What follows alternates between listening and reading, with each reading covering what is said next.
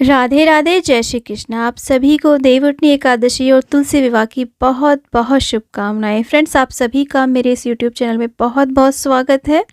आज की इस वीडियो में हम जानेंगे कि आप घर पर तुलसी विवाह कैसे कर सकते हैं। तुलसी विवाह की सारी रस्में, सारे रीति रिवाज मैं आपको स्टेप बाय स्टेप करके दिखाने वाली हूँ, तो आप वीडियो को बिना स्किप करे पूरा ज़रूर देखें। कार्तिक मास के शुक्ल पक्ष की एकादशी को देवउठनी एकादशी के नाम से जाना जाता है। इस दिन भगवान विष्णु 4 महीने की योग निद्रा से जागते हैं।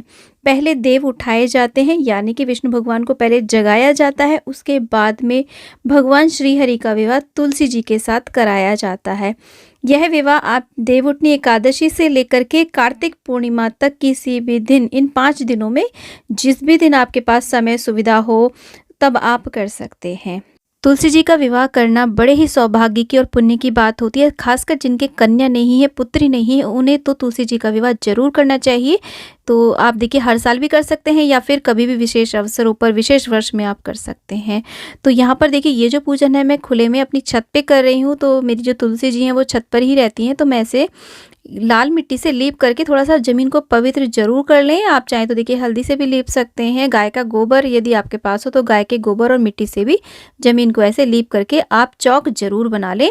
किसी भी शुभ मांगलिक कार्य में चौक जरूर पूरा जाता है, आटे से और हल्दी से। उसके बाद में देखिए, तुलसी जी का गमला हमने यहाँ पे विराजमान करा है। गमले को आप अच्छे से सजा लें। इस तरीके से आप चुनरी भी लपेट सकते हैं। तो यहाँ पर हम लाल चुनरी, लाल रंग बहुत ही शुभ होता है पूजा के लिए, तो लाल रंग की हमने चुनरी उड़ा दी है तुलसी मैया को। उसके बाद में देखिए, तुलसी जी का जो विवाह है वो शालिग्राम स्वरूप के साथ में ही संपन्न कराया जाता है। अगर आपके पास शालिग्राम नहीं है तो आप आसपास के मंदिर से भी शालिग्राम ला करके उनका विवाह करा सकते हैं। नहीं तो आप विष्णु भगवान की कोई भी फोटो हो, प्रतिमा हो, उनके साथ भी आप इस विवाह को संपन्न करा सकते हैं। तो विष्णु भगवान का प्रिय रंग है पीला, तो हमने एक चौकी के ऊपर पीला आसन बिछाया है और उसके बाद में विष्णु भगवान और शालिग्राम भगवान को विराजमान कर दिया है। इस विवाह में मंडप जो बनाया जाता है वो गन्नों से बनाया जाता है। गन्ने से मंडप नहीं बना सकते तो आप इस तरीके से पूजा में गन्ने जरूर रख लें। तो हमने यहाँ पर 2 छोटे छोटे गन्ने के पीस लगा लिए हैं और उसके बाद में देखिए हम गणेश जी की स्थापना करेंगे। कोई भी मांगलिक कार्य है बिना गणेश जी की पूजा के संपन्न नहीं किया जा सकता। तो गणेश जी के हमने एक आसन के ऊपर उन्हें विराजमान कर दिया है।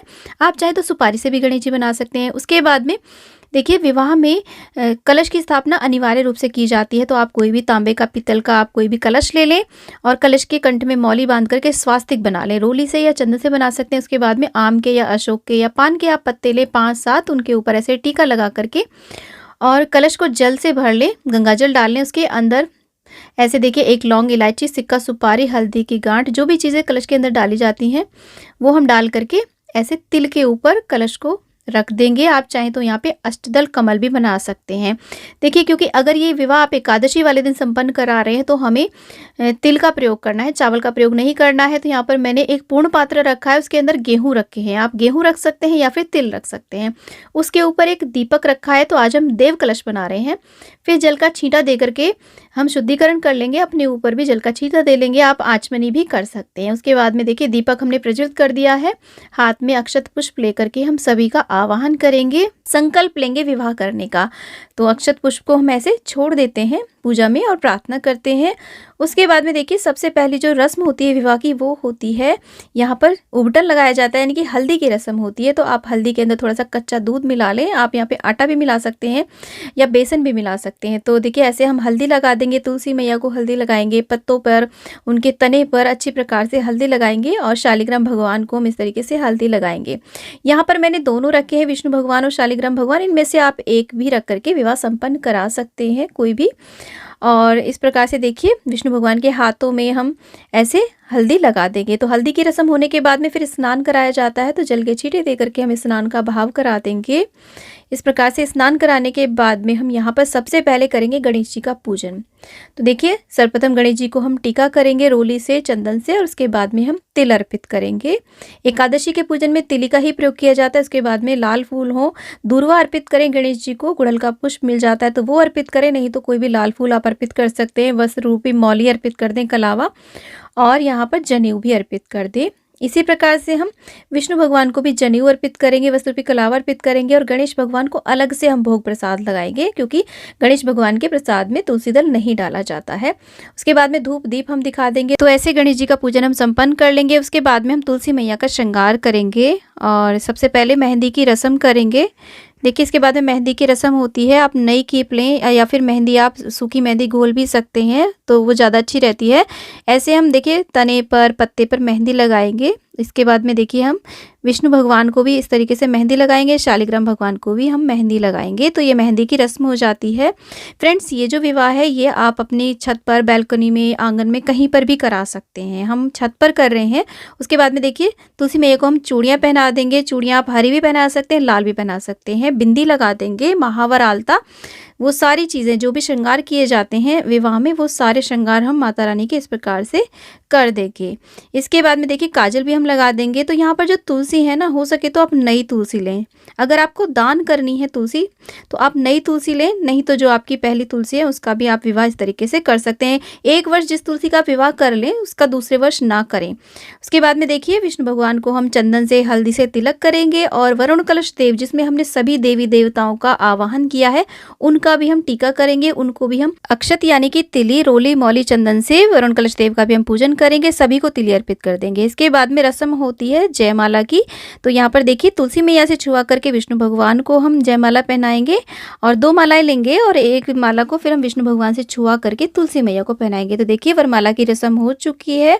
इसके बाद में यहाँ पर दान दक्षिणा निकाली जाती है। कुछ ना कुछ दहेज में आप साड़ी, सूट, ब्लाउज पीस या फिर अंगोछा निकाल सकते हैं, पैरावनी, पेंट शर्ट का कपड़ा, धोती, कुर्ता निकाल सकते हैं और 5 बर्तन और साथ में कुछ देखिए कन्यादान के कुछ रुपए निकाले जाते हैं। तो यहाँ पर अपनी सामर्थ्य के अनुसार आप कुछ धन जरूर निकालें।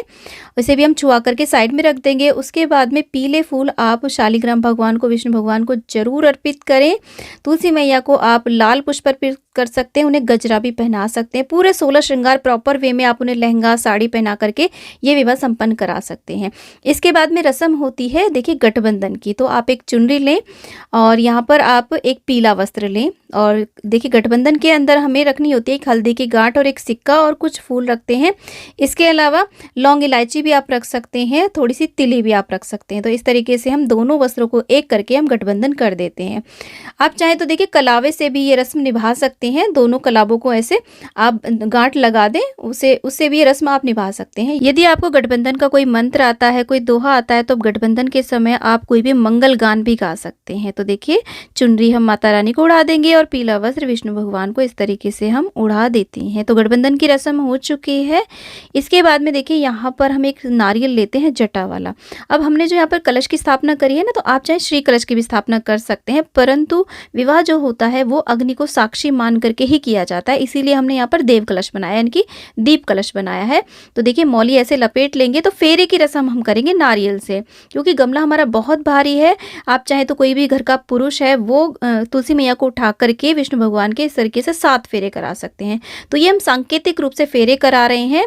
तो ऐसे हम 7 बारी घुमा देंगे। उसके बाद में आप चाहें तो तुलसी जी का स्थान भी बदल सकते हैं, क्योंकि वामंग लिया जाता है तुलसी को, या फिर जब विवाह होता है ना तो वामंग दूल्हे के फिर बैठ जाती है दुल्हन। उसके बाद में यहाँ पर मांग भराई की रस्म हम करेंगे। तो एक सिक्का लेंगे, आप चाहे तो चांदी का सिक्का ले सकते हैं या फिर नॉर्मल सिक्का ले सकते हैं। उस पर इस तरीके से हम सिंदूर लेंगे और शालिग्राम भगवान से छुआ करके हम ऐसे 3 बारी या 5 बार 7 बार सिंदूर अर्पित करेंगे। फिर मंगलसूत्र की रस्म हम निभाते हैं और यहाँ पर देखिए मंगलसूत्र को छुआ करके शालिग्राम भगवान से हम तुलसी मैया को मंगलसूत्र पहना देते हैं। तो ये मंगलसूत्र की हमारी रस्म हो जाती है। उसके बाद में देखिए यहाँ पर भोग लगाया जाता है मिठाई का भोग, क्योंकि शादी विवाह में मिठाई जरूर बनती है। आप नए नए वस्त्र पहने, घर में पकवान जरूर बनाएं, शुद्ध सात्विक पकवान बना करके इस त्यौहार को बहुत ही धूमधाम आप पूरे परिवार सहित इसको मनाएं। इसके बाद में मौसमी ऋतु फल, सिंघाड़ा है, इसमें शकरकंद है, आंवला है, मौसमी ऋतु फल जितने भी हैं, गन्ना है, उनका भोग आप जरूर लगाएं। और अंत में मुख शुद्धिकरण के लिए यहाँ पर लौंग, इलायची, सुपारी, बताशा, मिश्री रख करके आप पान जरूर अर्पित करें। आप चाहे तो मीठा पान भी अर्पित कर सकते हैं, क्योंकि जो भी विवाह होते हैं ना तो दूल्हे को मीठा पान खिलाया जाता है। और एक जल का लोटा हम भर के रखेंगे। उसके बाद में हाथ में यहाँ पर तिल और फूल लेकर के हम तुलसी विवाह की कथा सुनेंगे। आप चाहें तो यहाँ पर विवाह के जितने भी मंगल गान होते हैं, विवाह के जितने भी गीत होते हैं ना, वो भी यहाँ पर आप गा सकते हैं और सभी मिलकर के यहाँ पे संकीर्तन भी कर सकते हैं।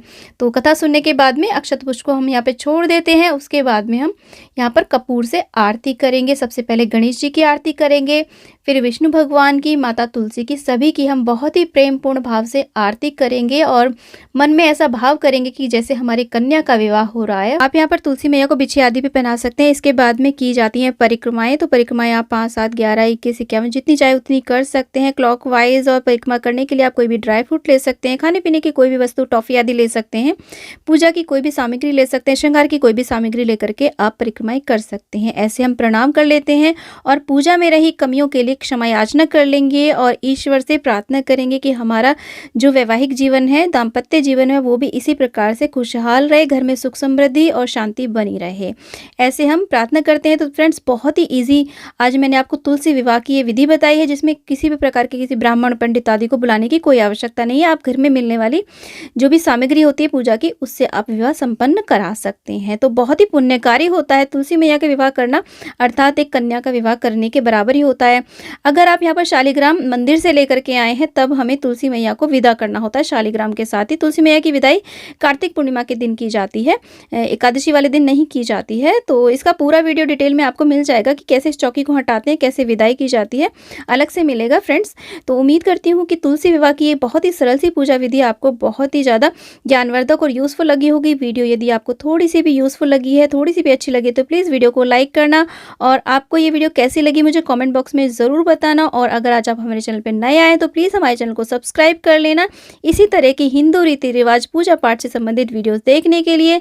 फिर मिलते हैं फ्रेंड्स एक और वीडियो के साथ। तब तक के लिए हरे कृष्णा, राधे राधे, जय हो विष्णु भगवान, जय हो तुलसी मैया की।